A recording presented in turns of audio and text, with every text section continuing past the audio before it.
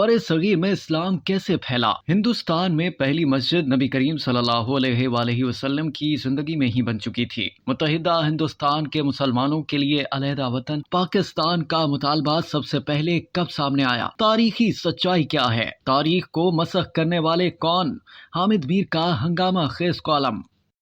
मायना सहाफ़ी और सीनियर तजिया निगार हामिद मीर ने 14 अगस्त 2022 को रोजनामा जंग में शाया होने वाले अपने कॉलम में बड़े सगीर में इस्लाम के फैलाव के बारे में तारीखी वाक़यात बयान किए हैं कि यहाँ इस्लाम कैसे फैला। वो लिखते हैं कि अफसोस तो इस बात का है कि जनूबी एशिया में एक दूसरे के साथ मजहबी, नस्ली, लिसानी और सियासी बुनियादों पर नफरत करने वालों को चंद हजार या चंद सौ साल पुरानी तारीख तो दूर की बात, चंद साल पुरानी तारीख से भी आगाही नहीं। आइए सबसे पहले ये जानने की कोशिश करते हैं कि बड़े सगीर में इस्लाम कैसे आया। ये सवाल इसलिए बहुत अहम है कि एक तवील अरसे से भारत के हिंदू इंतहा पसंद ये दावा करते हैं कि बड़े सगीर में इस्लाम तलवार के जोर पर फैला। हिंदू कौम पर शहाबुद्दीन गौरी, मोहम्मद गजनवी और मुगल बादशाहों को इस्लाम फैलाने का जिम्मेदार करार देते हैं, जबकि पाकिस्तान में ऐसी किताबें मौजूद हैं जिनमें मोहम्मद बिन कासिम को इस्लाम फैलाने का क्रेडिट दिया जाता है। तारीखी सच्चाई बिल्कुल मुख्तलिफ है। बड़े सगीर में इस्लाम ना तो गौरी और गजनवी लाए और ना ही मोहम्मद बिन कासिम लाए, ना ही कोई और हमला आवर इस्लाम लेकर आया। बड़े सगीर पाको हिंद में इस्लाम ताजिरों के जरिए फैला। ये ताजिर समंदर के जरिए अरब ममालिक में आते जाते थे। बड़े सगीर में पहली मस्जिद नबी करीम हजरत मोहम्मद सल्लल्लाहु अलैहि वसल्लम की जिंदगी में ही केरला में बनाई गई। भारत की मारूफ तारीखदान प्रोफेसर उर्मिला थापर ने दी पास्ट एज प्रेजेंट में ठोस तारीखी शवाहिद से यह बात साबित कर दी है कि बड़े सगीर में हिंदू मुस्लिम नफरत की असल वजह वो बरतानवी तारीखदान है जिन्होंने मखसूस नो आबादियाती एजेंडे के तहत तारीख को मसख किया और दो मजाहिब को एक दूसरे के आमने सामने खड़ा करके लड़ाओ और हुकूमत करो की पॉलिसी पर अमल किया। रुमीला थापर ने बरतानवी मुसन्निफ जेम्स मिल की किताब the history of British India में पेश किए गए इस बयानिए को मुस्तरद किया कि इस्लाम बैरूनी हमला आवरों के साथ आया। रुमीला थापर लिखती हैं कि महमूद गजनवी ने सोमनाथ के एक मंदिर में 1026 ईस्वी में हमला किया। उस इलाके में इस्लाम पहले से मौजूद था और जिस हिंदू राजा ने महमूद गजनवी का मुकाबला किया उसकी फौज में मुसलमान भी मौजूद थे।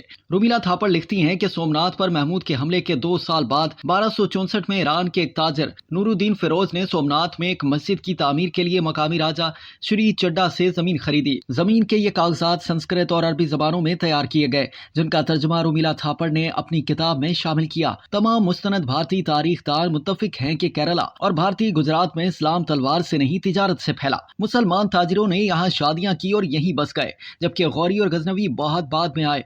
मोहम्मद इसहाक भट्टी की किताब बड़े सगीर में इस्लाम के अव्वली नुकूश में यह बताया गया है कि नबी करीम सल्लल्लाहु अलैहि वसल्लम की जिंदगी में अरब ताजिर बड़े सगीर आया करते थे, बल्कि हिंदुस्तान के जाट मदीना मुनव्वरा में भी मौजूद थे। भट्टी साहब ने हजरत अबू सईद खुदरी रजी अल्लाह ताला अन्हु के हवाले से लिखा है कि एक दफा किसी हिंदुस्तानी राजा ने नबी करीम को जिंजील का तोहफा भेजा जो आप सल्लल्लाहु अलैहि वसल्लम ने सहाबा इकराम में बांट दिया। नबी करीम सल्लल्लाहु अलैहि वसल्लम के विसाल के बाद हजरत उमर फारूक रजी अल्लाह ताला अन्हु के दौरे खिलाफत में हजरत हकीम बिन अबुल आस का लश्कर मुंबई के करीब थाना नामी बंदरगाह पर आया था। खित्ता बड़े सगीर में नबी करीम सल्लल्लाहु अलैहि वसल्लम के 25 सहाबा कराम तशरीफ लाए। 12 हजरत उमर के दौर में, 5 हजरत उस्मान के दौर में, 3 हजरत अली के दौर में और बाकी हजरत माविया के दौरे हुकूमत में आए। इन सब के बाद मोहम्मद बिन कासिम सिंध आए और उस वक्त उनकी उम्र 28 साल थी। मोहम्मद इसहाक भट्टी लिखते हैं कि मोहम्मद बिन कासिम की सिंध आमद से 78 साल कबल मुसलमान बड़े सगीर में पहुंच चुके थे। ये वो हकाइक हैं जो भारत और पाकिस्तान के तालीमी इदारों में पढ़ाई जाने वाली